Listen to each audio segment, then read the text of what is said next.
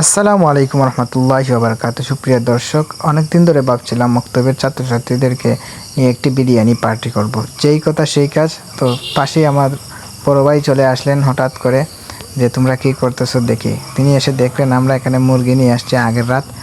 তো ভাই দেখে অত্যন্ত খুশি হলেন এবং আমাদের এই উদ্যোগের প্রশংসা করলেন। তো দেরি না করেই পরবর্তীতে আমার সকালবেলা অনেক বৃষ্টির মাঝেও আমার ছাত্রছাত্রী যারা ছিল বড়, তারা বিরিয়ানির জন্য সালাদ কাটছিল। আর তারা অনেক খুশি ছিল, তাই এখানে ওদেরকে কন্ট্রোল করতে পারতেছিলাম না। অনেক ছাত্র, প্রায় 70-75 জনের মতো।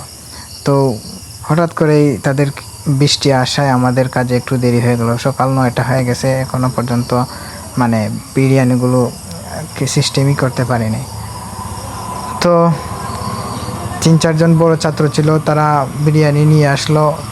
এক জায়গার মধ্যে বিরিয়ানি বানিয়েছিলাম, এক ভাই আমাদেরকে বিরিয়ানি বানিয়ে দিয়েছেন। বিসমিল্লাহ বিরিয়ানি হাউজের মালিক তোফাজ্জল ভাই, উনি বিরিয়ানি ভাই অত্যন্ত মজা করে বানিয়ে দিয়েছেন। তো এখানে অনেকজন ছাত্র হওয়ায় আমরা এই প্লেটগুলো আলাদা আলাদা করে রাখলাম। পরে এই প্লেটের মধ্যে আমরা আস্তে আস্তে বিরিয়ানি দেওয়া শুরু করলাম সালাদ দিয়ে।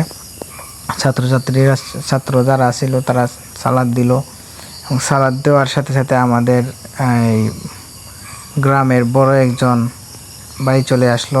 সে এসে তাদেরকে বিরিয়ানিগুলো আবার প্লেট করে ভাগ করে দিতেছে। তো এখানে ছাত্ররা এসে অনেক খুশি যে আজকে আমরা পার্টি করব। সেই সাথে আমিও একটু টেস্ট করে নিলাম যে কীরকম হয়েছে। তো অনেক স্বাদ হয়েছিল।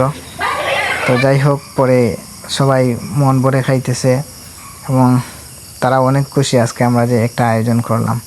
তো প্রতি বছর আমার মনে হয় কি একবার অন্তত পক্ষে মক্তবের ছাত্রদেরকে এরকম বিরিয়ানি পার্টি দেওয়া উচিত। এতে করে আমি মনে করি এই ছাত্ররা অতি উৎসাহী হয়ে মক্তবে আসবে এবং মক্তবের পড়াগুলো পড়বে। আর এরকম একটা এন্টারটেইনমেন্ট এনজয় দিয়ে তাদেরকে মক্তবের প্রতি উৎসাহ করতে পেরে আমি অত্যন্ত আনন্দ বোধ করছি।